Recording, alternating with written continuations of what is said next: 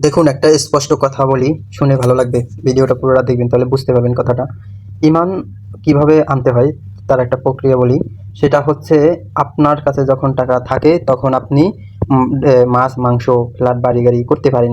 ঠিক সেম আপনার যখন ঈমান আনবেন কোরআনের সমস্ত আইন মেনে, তখনই আপনি যেন নামাজ, রোজা, হজ, যাকাত খরচ সমস্যা হবে না।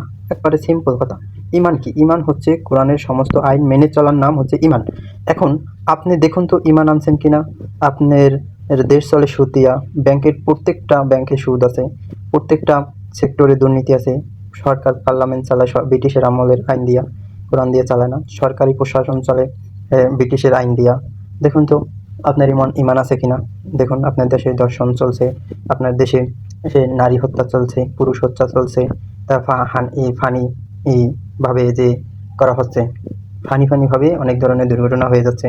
হ্যাঁ, এগুলো কোরআনের বিরোধিতা চলে। যেমন এক হুজুরে বলল, ফানি ভিডিও করে কথা কেটে কুটে এক ধরনের ইসলামের বিরোধী কথা বলা হচ্ছে। এটা কি? এটা কোনো ইসলামের মূল ধারা, ইসলামের সঠিক কথাটা তুলে ধরা হচ্ছে মেইন উদ্দেশ্য। মিডিয়া দিয়ে আপনারা খারাপ কিছু প্রচার করেন, ভালো কিছু না। ভিউ ব্যবসা করে, অথচ ইসলামের বিরোধিতা করে। দেখেন আপনার ঈমান আছে কিনা।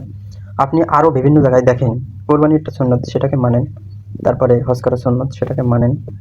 আবার দেশের অন্যান্য বিষয় সব মানেন। কিন্তু কোরআন দিয়ে দেশ চালানো হোক, কোরআন দিয়ে আইন প্রতিষ্ঠা হোক, কোরআন দিয়ে সব কিছু প্রতিষ্ঠা করা হোক, এটা আপনারা মানতে রাজি না।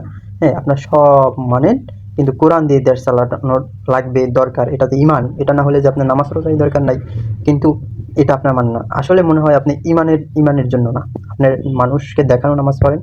যদি আপনি সঠিকভাবে নামাজই পড়েন, তাহলে কেন আল্লাহর আইন প্রতিষ্ঠা করার চেষ্টা করেন না? কোরআন দিয়ে সমস্ত দেশ চালানোর চেষ্টা করেন না? আপনি সাধারণ মানুষ, তাতে কি হয়েছে? আপনার সাপোর্ট, আপনি দুটো কথা মানুষকে বলতে পারেন। ঈমান কি? কোরআনের সমস্ত আইন মেনে চলার নাম ঈমান। এইটা মানতে হবে, এটা মাস্ট বি, মানতেই হবে। এটা যদি না মানেন, তাহলে আপনার এই নামাজ, রোজা, হজ, যাকাতের কোনো দরকার নেই। আপনি কাফের। ঠিক আছে? আপনি যদি এইগুলা যদি মুখ থেকে দুইটা মানুষকে না বলেন, দুইটা আছে, এটা মানুষকে না বোঝান, এই ইসলামের দাওয়াতটা যদি মানুষকে না দেন, তাহলে তো আপনার ভিতরে যে মুসলমানের যে তামান্না, ঠিক আছে, মুসলমান হওয়ার যে, যুদ্ধ করার যে একটা তামান্না, বা মুসলমান হওয়ার যে তামান্না, এটাই আপনি লালন পালন করেন না। আপনি প্রতিদিন 5 জন মানুষকে বলেন না, ঈমানের দাওয়াত দেন, কোরআনের সমস্ত আইন মেনে চলতে হবে। একটা ভোটের মাধ্যমে হোক, একটা কথার সাপোর্ট হোক, 10টা টাকা দিয়ে হোক, যেভাবে হোক এটাকে সাপোর্ট করতে হবে। এটার বাইরে আপনি যাইয়েন না। আপনারা আছেন এক একটা দল নিয়ে, কোরআনের কথাই বলে না যারা, হ্যাঁ, কোরআন দিয়ে দেশ পরিচালনার কথাই বলে না, তাদেরকে সাপোর্ট নিয়ে আছেন। আপনারা টাকার জন্য ইসলামকে বিক্রি করে দিতে দ্বিতীয়বার ভাবেন না।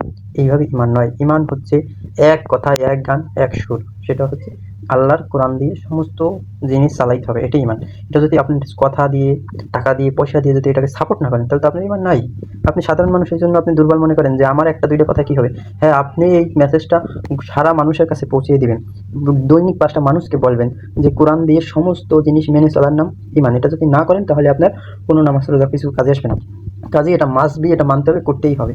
এইটা শেয়ার করে সবাইকে ছড়িয়ে দেবেন। এইটাই হচ্ছে ইসলামের একটা মূল নীতি।